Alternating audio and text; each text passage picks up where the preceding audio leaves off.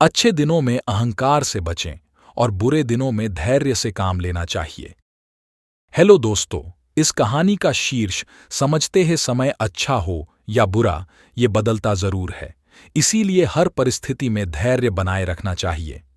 इस संबंध में एक लोक कथा प्रचलित है। कथा के अनुसार पुराने समय में एक राजा अपने राज्य के प्रसिद्ध संत से मिलने पहुंचे। राजा ने संत को अपने राजमहल में भोजन के लिए आमंत्रित किया। अगले दिन संत राजा के महल पहुंचे। वहां राजा ने संत की खूब सेवा की।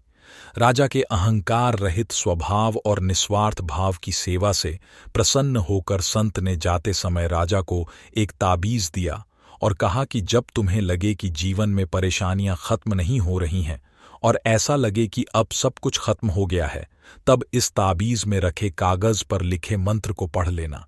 लेकिन ध्यान रखना, अच्छे दिनों में इस ताबीज को मत खोलना। राजा ने संत की बात मानकर ताबीज गले में पहन लिया।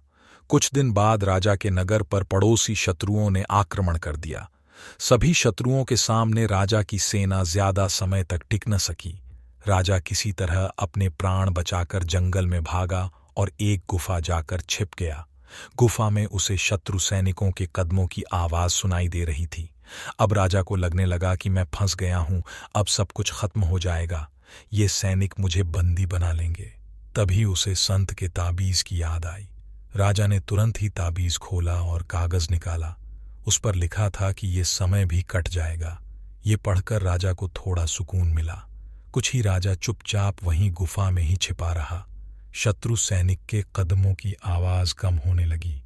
गुफा से झांककर राजा ने देखा तो सैनिक उस जगह से काफी दूर निकल गए थे। राजा तुरंत ही गुफा से बाहर निकला और अपने राज्य में पहुंच गया। इस तरह राजा के प्राण बच गए। कथा की सीख, इस प्रसंग की सीख यह है कि अच्छे दिन हो या बुरे दिन, समय हमेशा बदलता रहता है। इसीलिए हमें अच्छे दिनों में अहंकार नहीं करना चाहिए और बुरे समय में धैर्य का साथ नहीं छोड़ना चाहिए। जो लोग इस बात का ध्यान रखते हैं, वे बड़ी बड़ी समस्याओं से बच सकते हैं।